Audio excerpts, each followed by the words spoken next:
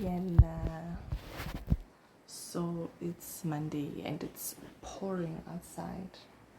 I think Gauteng is going through something. But anyway, I wanted, while I undo my hair, it's been long overdue.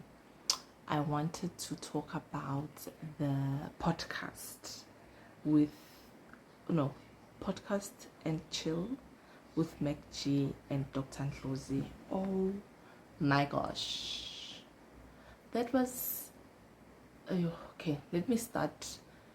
I don't even know how to structure this. Let me start with the bad, or not even the bad, just the pointers of a few things that maybe I didn't really enjoy, or this is just general feedback. So I'm not politically inclined. I'm not somebody who likes to engage in political conversations. I'm not somebody who is naive either. It's not that I don't know what's happening in the world. I always know what's happening in the world. I just feel as though these topics can just, the debate is a lot. And it's all talk and not much action, and it's just depressing, quite frankly. So I don't really like to dabble in that area of expertise. But I felt absolutely obliged to watch this podcast because I really wanted to know the brain behind the man, and he proved me absolutely correct. Dr. Ndlozi, what a man. What a man. If we talk about the revolution of new politicians or new historians, I think he is top tier. He is one of them. So when it comes to the podcast, I don't really watch the podcast because I feel as though sometimes it's too socialized, a lot of gossip here and there. And honestly, I shy away from people with MacG's personality. He can be too much sometimes. So I generally don't watch it because of that. And I must say, I think that was one of the things that he struggled with in this interview because, Dr. Ndlozi is, I think, one of those people who, njengoba asho ukuthi communication to him is extremely important. And I think he means it in every essence of the word. Communication includes being able to listen well. And I think MacG struggles with that. So it would frustrate me so much when he would interrupt him. And I'm just like, no, just let him talk. Just let him talk. And also when he would bring up topics that I felt was irrelevant. Although, granted, this whole podcast is literally podcast and chill. So it's good to not always be so rigid about the topics at hand. So yeah, those are one of those things. I must say, I enjoyed the questions that he asked about Ndlozi and his upbringing. So the research behind that, you can see that there was a lot of work that went into it. It wasn't just tell us about the EFF. The questions, loved them. Loved the arrangement of the questions. Loved how they brought up different types of conversation. Loved that. And to show that him and Saul are the perfect combination, I think Saul brings in the depth, because some of the things that he would relate their conversation to was like mind-blowing. So Ndlozi himself is one of the reasons why I believe in education in every essence of the word. I believe in education in its most minimal to its most extreme forms. PhD, matric, some form of tertiary education, it makes a huge difference because you learn to engage at a different level. You learn to engage as a form of sharing information and not defending your part or what you feel is important to you. And it showed throughout the interview. I loved how when they asked him about the presidents and what he thinks of them and their role in their term, how he was able to give us these answers that are not necessarily generic but true to each of the presidents. I loved how he didn't just sit there and slander them or bash them or just speak of all the negatives. I mean, when it comes to President Zuma, it could have been very easy to just be like, oh, that corrupt man and all those things. But he didn't. He speaks so well of people.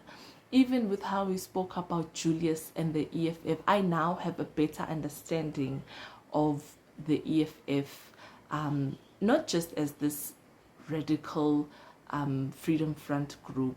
I've always understood their notion. I just didn't really get why they had to be so loud and out there about it. But coming from how it was formed and its background, I completely understand. I loved that insight. I felt that it was something that a lot of us needed to hear. And when MacG said, when people ask you now why you left the EFF, refer them to the podcast. Absolutely. Absolutely. I think he gave us, Ndlozi gave us everything we needed to know. Him having to stand for his morals, because I think the main thing of him leaving EFF was because he is in outright public, is it opposition or disagreement with the Jacob Zuma and possibly the way he does things. He stood for his morals. When Saul then said, a lot of us young people were attracted to the EFF because of people like him, people that they could relate to, this young educated man who is now attracting young educated people to the EFF. And now that you've left, I think when he said that was his demise, it's a perfect example of how you can show somebody a different perspective and they can accept it, because the reality of it is that he has now left that party and he has left with a certain following, and I don't know if it's to the detriment of the EFF, or if maybe they have stayed, the following have stayed and will continue to push the vision thereof. I think that was one of the things that I even didn't think about. So that podcast was, it was so beautiful. It was so beautiful. I really, really enjoyed the insight, and I really do hope that he will continue sharing his visions, sharing his need to show that humanitarianism is a big thing. The way he spoke about the world and what's happening in terms of Trump, in terms of Gaza, in terms of Palestine, that is a man. That is a man of integrity. That is a man who is able to say, if politicians do not stand against all these outright crimes. Now I don't know if TikTok is even going to post this because of what I've just said. But anyway, that part was amazing. But all in all, I found it to be great, very relatable, a podcast that you can still watch even from a year from now and it will still be very much relevant. I do hope that he opens an organization somehow, somewhere, where people, young people, can come together and find a way to place their feet or make their mark in this world, which is like somewhat tainted and in need of some sort of grounding. But other than that, you guys should go watch. You guys should really go watch the podcast. And the gift that Mo gave Dr. Ndlozi, that was amazing. Because yes, it's alcohol, sharp, and a book promoting Black excellence. You know, that exclusivity that comes with getting a gift that no one else has. I found that to be absolutely beautiful.